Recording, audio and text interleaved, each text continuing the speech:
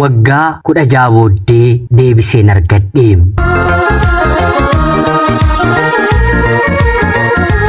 Yeroodhaaf maqaa kiyya himachuun barbaadu kanan dhaladheetti guddadhe Jiituu Magariituu Oromiyaa keessatti barnoota kiyya kutaa 1 jalqabee barachuu eegaleen ammallee yuunivarsiitii seeneen waggaa 2ffaa xumureen gara waggaa 3ffaatti darbeera.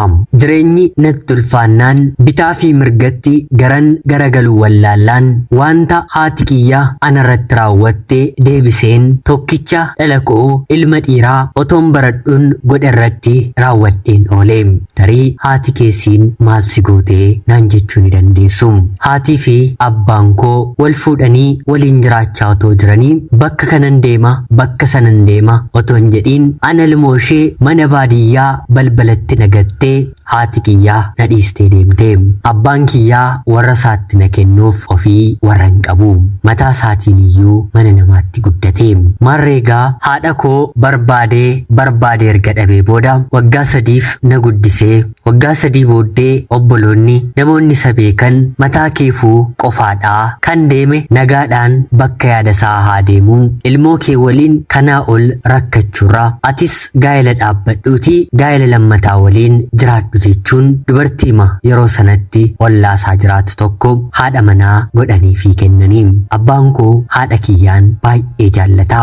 Jaalalli kuni wantoota garaagaraa irratti hundaa'a mitiire waan tokko rakkoon gidduu isaaniitti uumamu abbaan kiyya toon beekiin haati kiyya isaan dhiistee deemte innis gaa'ela kan lammaffaa ijaare irratti gammachuu dhabee haati manaansaa kan inni isheedhaan bulchu otoo hin taane kan isheen isa bulchitu taate ana waliin mana sanatti abbaan koo baay'ee rakkachaa ture. Turtii gaa'elaasaa haga ammaa qabu keessattis haadha manaasaa lammataa waliin ijoollee 5 dubartoota 3 fi dhiira 2 godhateera.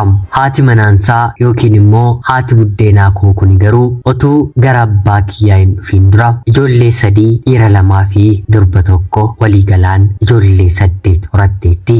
Ijoolleen ana waliin abbaadhaan tokko ta'anii umuriidhaanis wantan baay'ee isaan hangafuuf ergan guddadheellee akka obbolaama isaaniitti na ilaalu. Haatii fi ijoolleen ishee warreen kaan garuu dachee kanarratti jireenya lafaa otoo hin taane jireenya si'ool nama gubu na jiraachisanii. Umurii koo waggaa 7 irraatii kaasee yookiin immoo eega isheen abbaa koodhaan ta'e waan hundumaan sammuusaa duwwaa gootee booda mana keessa hojii kan hojjetu ana qofaadha. Anaan akka hojjettuu manaa isaaniitti na ilaalu. Mana barnootaallee galeen ture. Bishaan lagaa fideen haga okkoteen 4 manaa qabnu guutuutti mana barumsaa deemuu hin danda'u. Kanaafi kanneen kana fakkaataniin haati buddeenaa koo fi ijoolleen ishee baay'ee na miidhaa turanii. Kana hundaaf immoo sababa kan natti ta'e anaan dhiistee gattee deemuu haadha koodha. Jireenyi yookiin immoo rakkinni mana haadha buddeenaa koo biratti hin dabarse haga summii bulbuleen dhugeen of ajjeesuuf ga'utti na geessisee ture. Ijoolleen ishee dhiiraa akka namaatti na ilaalanii. Isheenis akka isaan na cunqursanitti gorsitee natti ergiti. Waa hunda kana keessatti garuu sodaachaa na waliin kan rakkatu dhoksaatti ana waliin kan asaasu abbaa kiyyadha. Maaliin godharee yaa mucaa koo bakka biraa si jiraachisuutiif humna hin qabu. Haadha keetti si deebisuuf immoo bakka isheen jirtu hin beeku.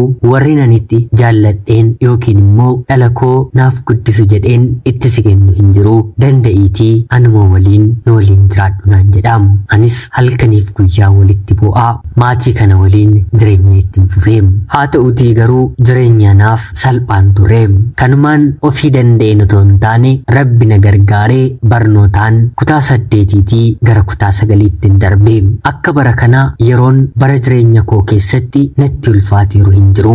Haati buddeenaa kiyyaa mana koo gadhiisiitii bahinaan jetteem. Ijoollee ishee na reebsistee nyaata guyyaatti takkaallee argachuun natti ulfaate. Ofiiyyuu akkuma maatiitti wanti nyaatamuuf wanti dhugamu mana keessa hin jiru. Yooma jiraate immoo isaaniin dhaqqabee yoo irraa hafedha ana bira dhufa malee bakka barbaadde deemiitii nyaadhu nurraa deemi kan nyaatte kan dhugde siif hin sifaa'iin jechuun na arrabsiti na abaarti. Kanaa ol waa'ee haadha buddeenaa koo wanta isheen na goote dubbachuun hin danda'amu. haa ta'uutii garuu haadhaa fi abbaa isaanii malee ijoolleen guddatanii kamiyyuu boqonnaan kan jedhamu karaa namaa kan kennamuu fi jireenya isaanii keessatti guutummaa guutuutti mul'atu. Harki namaa harkuma namaati. Haadha buddeenaa miti adaadaa eessuma otuma ta'eeyyuu hanga namni gadameessa ofii keessatti ofii dahee dhala godhatee sammuu godhatee ofiin guddifanneetti dhalli koo naaf guddachaa jira jedhanii yaaduun dubbiin fakkaannedha. Maarree kanaan otoo kutaa 9ffaan barachaa jiru guyyaa tokko haati buddeenaa kiyyaa fi ijoolleen ishee baay'ee na aarsanii jennaan qorichi haati buddeenaa koo fudhattu ni jira. Isa qabadheen mana fincaanii keessa seeneen qoricha sana guutummaa guutuutti nan liqimseen mana fincaaniitii baheen xiqquma akkuman deemeen gatantareen nan kufaam. Yeroon kufu kanatti obbolaa koo warra abbaadhaan tokko taanee na arganii maal taate jedhanii ni iyyaniim. Iyya isaaniitiin haadha buddeenaa koo ishee mana jirturra ollaan naannoo keenya jiru fiigee dhufee qoricha garaa koo keessaa deebisee na balaqqame arguun mucaan kun qoricha liqimsiteetti maaloo dafnee gara hospitaalaatti geessinuu baadiyyaa kana keessatti nurratti du'uu dandeessi jechuun gara hospitaala godina keenyaa jirutti na baatanii na fidanii. Haati buddeenaa kiyya du'a koo eegaa turte fakkaata. Warreen mana yaalaa na geessani kana waliin gara magaalaa hin dhufneem. Abbaan kiyya akka tasaa ta'ee manan turreem. Fira yookiin immoo maatiin koo na waliin gara hospitaala kanaa dhufeeru hin jiru. Jarreen na fuudhanii deeman lubbuun ishee keessaa baha jedhanii ariitiidhaan wanta na geessaniif nama isaan waliin jiruu fi isaan waliin hin jirreyyuu adda baafataniin ilaallee. Maarreegaa kanaan hospitaala na galchanii maatiin eenyu jechuun yeroo gaafataman as galagalanii achi galagalanii jennaan obbolootuma koo keessaayyuu nam tokko nu keessaa yeroo dhabanitti haay jarri kun maal ta'aniiru kan dhukkubsate qoricha liqimse mucaa isaanii miti moo jechuun maatii kiyya qeeqanii kanfaltii barbaachisu walitti buufatanii kanfalaniis sireenaa qabanii doktarri dhufee na yaalee. Kanaan waa'ee rakkoo koo yeroo na gaafatan ani waa biraa miti barnoonni innis nattaafuu gara maatii sanaatti deebi'uun barbaadu jedheen doktaroota na yaalanitti nan dubbadhe. Kanaan yeroo galgalaa'u namoonni na fidanis na dhiisanii gara qeetti deebi'anii maatii si ergina naan jechuun ana biraa deemanii. Haa ta'uutii garuu abbaan kiyyas ta'e maatiin koo warri kaan naaf dhufuu hin dandeenye. Qophaa kiyya hospitaala keessan bulee. Kana qofaa miti halkan doktarri dhufee qoricha na ajajee qorichi kun dafee siif kennamuu qaba naan jedhee gara faarmaasiitti yeroo na ergu anaaf qarshiin tokkollee giphii koo keessa hin turre. Kanaan naannoo halkan za'a 5 yeroo ta'u narsiin tokko dhuftee qoricha bittee jettee yeroo na gaafattu lakkii hin binne yeroon jedhuuni sagalee ol fuutee hanga namoonni kaan dhukkubsatoonni dhaga'anitti na arrabsite. Dhumarrattis ati sobdeeti malee dhukkubsattuuyyuu miti maal keetu dhukkubsattuu fakkaataa akkamittiin doktarri halkan kana as keessa si bulchee jechuun jechoota darbaa anatti dubbatte. Jecha biraa itti naasofne hirqinfadheen boo'ee.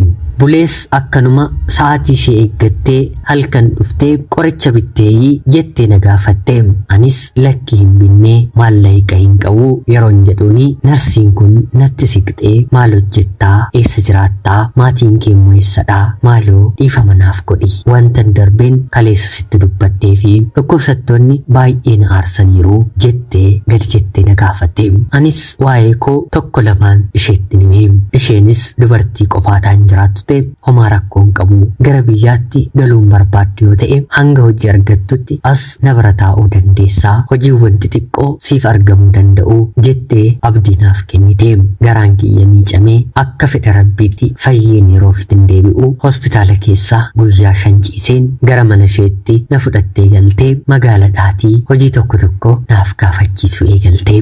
Kanaan mana bunaa gabaa bareedaa qabu tokko keessatti dubartii buna buustuun ta'e. Kan danfifatu kana kaawwatu maatii sanadha. Ani immoo fuuldura taa'een buusaa. Yeroo kanatti ture abbaan kiyya torbee 2 booddee na barbaachuudhaaf gara magaalaa dhufee hospitaala manitti yaalames namoota naannoo koorraa dhagee waan na tureef mucaan na fudhattee galte. Abbaa kiyyallee fiduun na dubbisee dhiifama yaa mucaa koo silaa abbaan intalli isaa dhukkubsattee sekeendii fiyyuun dhaabbatu ani garuu torbee 2 sirraan ture yoon dhufe maallaqan gaafatama maallaqa kamummoo yeroo sanatti of harkaan qabun ture. Har'a kunoo haadha buddeenaa kee kadheen yoo na mucaa koo duuteetti jedheen maallaqa amma kana argadheen dhufee hodhuu jedhee maallaqa sana naaf dhiyeesse. Yeroo kanaanis ofiifuu haalattiin jiraatu wanta beekuuf mataa keef wanta barbaaddetti bitadhuuti gara manaatti galii ani wanta nyaadhus wanta dhugus mana kanaatiin nan argadha darbee immoo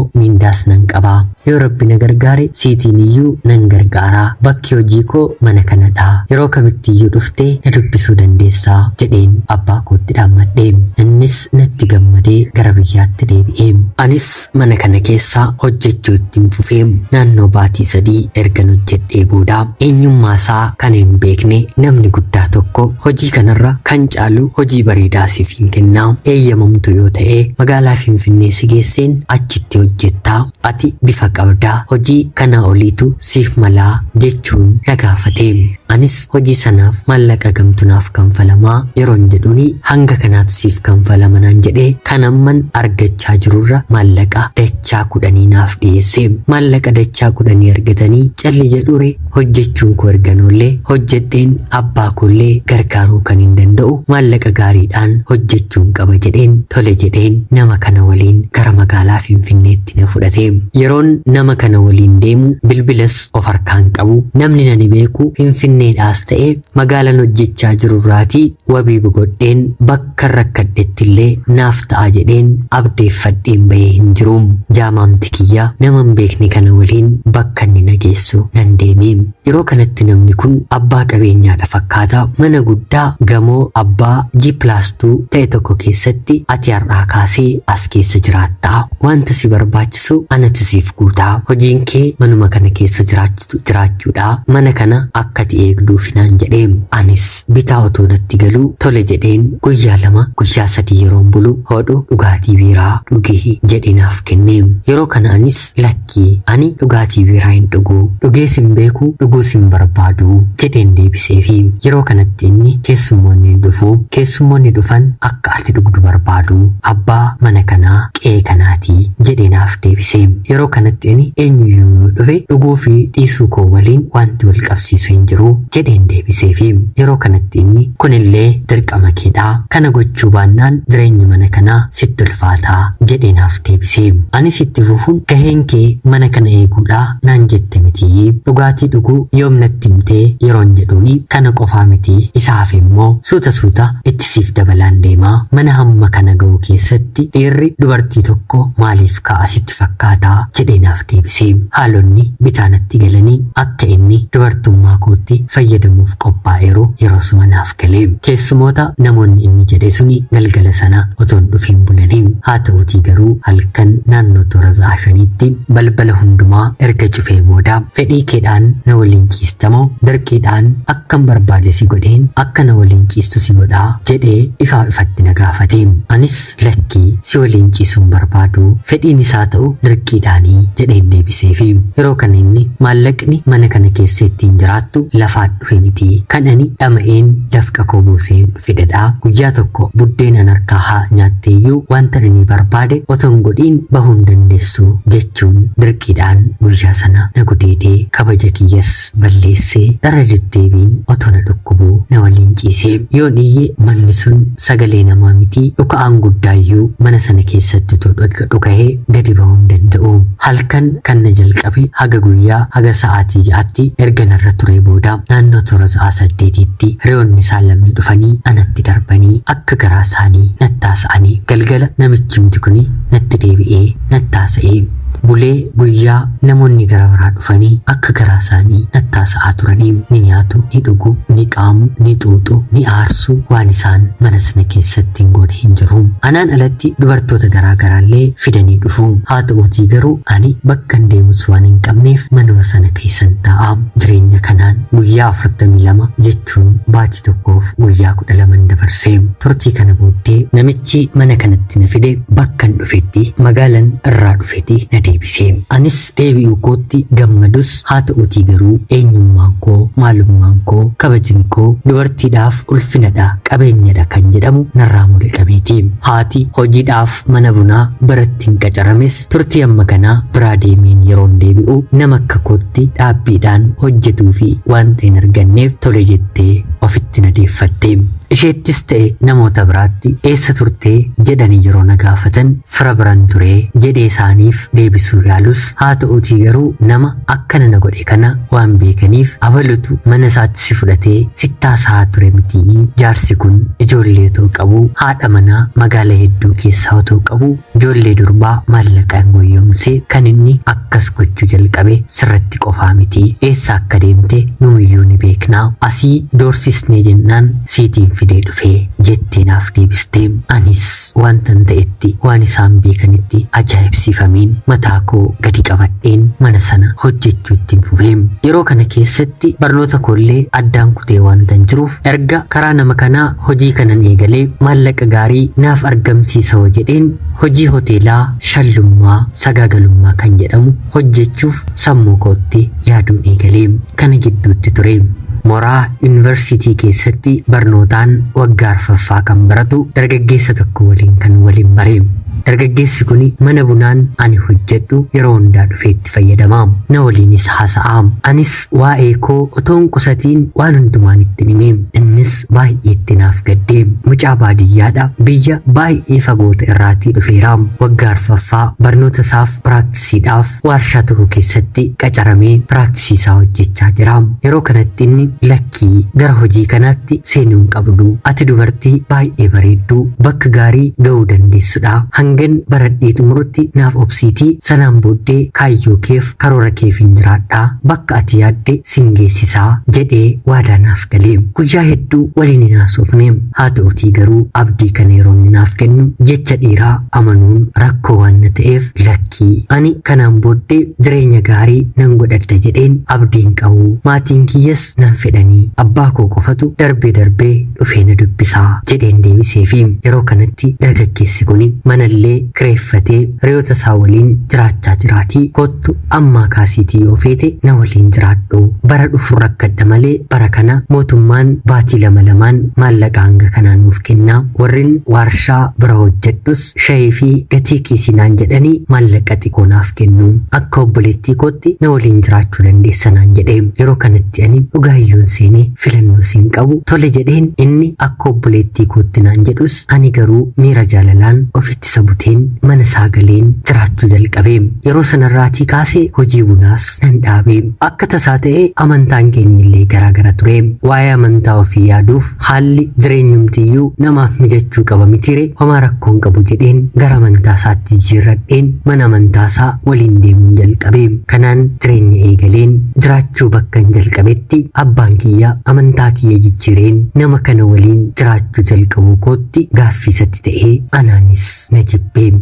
Akkan heerumes itti nimeem. Eega sanarraatii kaasee balbala kiyya bakka nani jiru dhaabbachuu dhiiseem. Abbaan baay'een jaalladhu. Umrii koo waggaa lamarraatii kaasee na waliin dhama'aa na guddise. Abbaan koo jaalala nama hundeesse kanarratti natti qabameem. Kanaan dargaggeessi kun ganna gara biyyaatti galuu qabu ganna hafee maatiin isaallee hiyyeessa harka qalleessa waan na tureef hojii humnaa fi walakkaa guyyaadhaan immoo faabrikaa kana keessa hojjechaa na jiraachisuu jalqabeem. Naannoo fulbaanaatti maatii koo waliin walansi barsiisa jedhee gara biyya isaa kiiloomeetira hedduu wal fudhannee deemnee maatii isaa waliin wal na barsiiseem. Maatiin isaas gammadanii na fudhatanii waa'ee koo wanta isaanitti himeef barnoota kee otoo hin xumuriin waan akkanaatti maaliif seente jedhanii isan mormineem. Kanaan gara magaala inni baratutti magaala kiyyaatti deebi'een waliin jiraachuu jalqabne. Si'a kanas otootti ulfaatuu anaanis gara barnoota kootti na deebisee ofiis barnoota isaatti deebi'ee walakkaadhaan otoo hojjetu dareewwan baratu otoo hafuu anaaf jedhee diida akkuma kireeffatetti baratee eebbifameem. Rabbi anaanis gargaaree akka fedhe kiyyaatti otoo hin taane akka fedha rabbitti ulfaa'een yeroo eebbasaa daa'ima tokko waliin eebbifameem. Jireenyi keenyi akka haadha manaaf abbaa manaatti kanaan itti fufeem. Boqonnaan argadheem. Kana qofaa miti ayyaanuma kiyya ta'eetu ta'ee hin beeku. Qabxiin barnoota isaallee carraa kanaaf kan isa geessisu miti. Baratee akkuma eebbifametti barsiisummaaf yookiin immoo leekchirariif dorgomee barattoota 29 waliin barate keessaa sadarkaa tokkoffaadhaan bahee hojii humnaas yeroo sana dhiisee al takkaatti eebba daa'imaa fi mucaa abbaan manaan koo argate. Mana koo caalaa manni gammachuu jiraare dhala koo qabadheen gammachuu guutuudhaan barnoota kiyyallee otoo addaan hin kutiin kutaa 10 kutaa 11 tokko kutaa 12 baradhee hanga yeroo kanatti anaa fi abbaan manaan koo waliitiif warqeedha. Akka kiyya kan isa dhagahu hin jiru, akka isaa anaanis kan dhagahu hin jiru. Kana keessatti garuu waggaa amma kana abbaa manaa koo waliin jiraadhu guyyaa tokkollee maatii koo bira deemeen hin beeku. Haadha buddeenaa koo, ijoollee ishee, obbolaa koo bira jechuudha. Abbaan koo sababa ani amantaarraan adda baheef na jibbee hafee. Ani garuu sekendii tokkoofillee jaalalli isaa oolmaansaa ganamaa narraatti siqee hin beeku. Kanaan barnoota kutaa 12ffaa xumureen carraa yuunivarsiitii yoo argadheen abbaan manaan koo achuma mooraa yuunivarsiitii sanatti naaf jijjiiree barnoota idileetiin barachuun eegalee. Barnoota idilee reegulaarii kan jedhamu jechuudha. Barnoota reegulaariitiin daa'imatu qabatanii barachuun baay'ee ulfaataadha. Sanuu magaala keessatti yeroo ani mana hin jirretti dormiin bulu abbaan manaan koo daa'ima koo naaf qabee na nyaachisee na obaasee wanta barbaachisu hundumaa akka haadhaatti bakka haadhaa bu'ee mana isaa tajaajila ture. Kana qofaa miti, ani yeroo hedduu dadhabee waan hin dhufuuf nyaatallee ittoo, biddeen, uffata miiccaa dabalatee isumatu mana keessa ni danda'a. Kanaan baruma waggaa tokkoffaa barachaan jiru kana umurii waggaa lamaatti eessa buutee ishee kan hin dhabe haati kiyya biyya Ameerikaanii galtee gaa'ela godhattee ilmaan horattee abbaa manaa ishee waliin adda baatee jennaan intala koo ofittiin fudha jettee karaa abbaa kiyyaa na barbaaddee abbaan koo bilbilaan wal na qunnamsiise. Ilaaltaniigaa umurii keessan guutuu haadha ormaadhaan rakkattanii guddattanii yeroo isin jabaattanii nama ta'uuf jettan immoo qorumsa isinitti dhufu. Anis haadhummaa kiyyuu hin barbaadu jedheen jalqabarratti ofirraatii cufee. Abbaan koo lakkii karaa isheellee tarii sababa keedhaan naaf darbuu danda'a, waan isheen siin jettu dhagahiitii gara ishee deemii jedhee na kadhachuu jalqabe. Isa qofaa miti, maatiin koo haati buddeenaa koo fi obboloonni kiyya abbaan kiyya dhalche jireenya kana argatee maaliif goyyomtaa? Abbaan manaan kee guddate mindaansaa qarshii 11,000 yeroo kam mana jaarrattaa, yeroo kam konkolaataa bitattaa, yeroo kam jireenya keenya jijjiirtaa jechuun asii fi achiin na butuu jalqabanii. Kana qofaa miti, abbaan koo haati kee gara amantii kee duraatti yoo deebite malee sin barbaaddu, ammaaf sobnee amantii isheen jijjiirre hin heerumne jennee akka atin waliin jirtutti haasofneerraa, icciitii kee hedduus dhoksineerraa. Kanaa ol garuu amma bilbiltee nu gaafachaa wanta jirtuuf akkatti dhoksinu hin qabnu. Kanaaf daa'ima isaa abbaa isaatti dhiisiitii gaa'ela kana dhaabiitii nu waliin jiraadhu jedhanii na gaafatanii. Yeroo kanatti ani morma koo kutti malee daa'ima koof abbaa manaa koo dhiiseen mana kana keessaan ba'uu jedheen waggaa tokko isaanii mormee. Turtii waggaa tokko booddee gara waggaa lammaffaatti yeroon darbu dhuguma abbaan manaan kee si jaallata yoo ta'e akkuma ati amantaa kee jijjiirtee fi si jaallata taanaan amantaa isaasiif jijjiiree si waliin jiraachuu danda'a, maaliif kanan gaafattu jedhanii maatiin koo na gaafatanii. Anis dhugaa natti fakkaatee abbaa manaa kootiin dhuguma na jaallatta taanaan maaliif amantaa kee gara kootti hin jijjiirree jedheen gaafadheeni. Yeroo kana innis lakkii ani amantaa koo jaalalaaf jedheen hin jijjiiru, ati immoo anaaf jijjiirteettaa jedheenaaf deebisee. Yeroo kanatti ani edaa jaalalli ana bira malee si bira hin jiru jedheen maatii koo dhagaheen abbaa manaa koo warqee fakkaatu dhiiseen daa'ima koo akkamiin jaalladhu waggaa 5 hin guddise dhiiseen maatii kootti deebi'ee. Maatiin kiyya kunis karaa haadha koo gara biyya Ameerikaa deemtanaan jechuun piroosesii na jalqabsiisanii yeroo magaalaa Finfinneen deemu piroosesiin jalqabame gara biyya Jibxiitti. Maali kun yeroon jedhu dura biyya Gibsii deemtaa, biyya kanaatii baay'ee ulfaataadha. Gibsi keessa yeroo muraasa erga turtee booda gara biyya Ingiliziitti imaltaa, biyya Ingiliz yeroo muraasa erga turtee booda gara biyya Ameerikaa deemtaa. Haalli piroosesii isaa kanadha jettee haati kiyya na hubachiiste. Anis tole jedheen haadha argadhe jedheen piroosesii sana jalqabee. Viizaan kiyya sin turre abbaa manaa koo dhiiseen gara biyya Gibsitti godaanee. Biyya Gibsi akkuma hangaheen maal akkanarraa qabdu hin beeku. Haati koo dhiifama godheefiin gara isheetti imaluuf deemsan godhadhe bilbila narraa cuftee biyya hin beekne nama hin beekne keessatti rakkachuun jalqabee. Baatii 2 Gibsi keessan taa'ee sagalee ishee na dhowwatte. Yeroo kanatti gara abbaa manaa kootti dawwaleen maaloo dhiifama naaf godhi, cubbuu keetu kanaatiin na gahaa jira, haati kiyya gara biyya Ameerikaattiin si fudhanaan jette sagalee ishee na dhoksattee maaloo dhiifama naaf godhi jedheen. maallaqa liqeeffatee karaa namaa naaf ergee gara biyya Itoophiyaatti deebi'een abbaa manaa koo daa'ima koo waliin abbaa koollee yoo jireenya koo kana jaallate naaf jaalladhu yoo naaf hin jaallattu ta'e immoo dhiisuu dandeessa akkuma haati koo nagattee deemte atis nagattee dhiisuu ni dandeessa jedheen isatti simadhee inni mana koorraatii cite ani garuu abbaa manaa koof daa'ima kootti hafeen barnoota kootti illee deebi'een jiraachaa barachaa jiruu koo gaggeessaan jira. Abbaan manaan koo warqee ta'e yeroo rakkinaatti na argate kunis balleessitee tanaan jedhee otoo natti hin qabamin na waliin jiraachaa jira. Eega sanaati haati kiyya naannoo baatii jaatti intalli kee hin badde moo bilbila illee narraan kaastu jettee bilbila kaayiroo jiru irratti anaaf bilbilaa turte. Ani garuu waa hunda dhiseen gara biyyaa galeera. Kaayyoon isheen ammallee deebistee narraa qabdu garuu maal akka ta'e naaf hin galle. Haati kaleessa gara jabaattee ana daa'ima ishee dhiistee deemte har'a garaa naa laafti jedheen miila koo ishee wajjin kaachisuun kiyya dogongora guddaa akka ta'e erga narra gahee hubadhe. Ana obboleettii keessan Jiituu Magariituu Oromiyaa keessaatii ulfaadhaa nagayaatti galatoomaa. Yoyyaa shamaa akkam jirtu kabajamtootaaf hordoftoota qophii keenya. Nagayaaf jaalalli tokkummaan bakka jirtan hundaatti hunda keessaniif haa ta'u jecha guyyaa har'aallee seenaa ajaa'ibaa obboleettiin keenya tokko nuuf qooddee isiniif dubbiseen hin ka'a. Akka isin irraa barattaniif hubannoo cimaa ta'e tokko irraa argattan homaa shakkii tokko illee hin qabu. Obboleettii keenya seenaa kee kana nuuf qooduu keetiif guddaa galatoomi jecha kabajamtootaaf hordoftoonni qophii keenya seenaa ishee dhaggeeffattan illee waan isinitti dhaga'ame yaada keessan koomentii jalatti qoodaa fi jecha qophiin sa'aatii kanaaf guyyaa har'aaf isiniif qabadheen dhiyaadhe kanuma fakkaatti.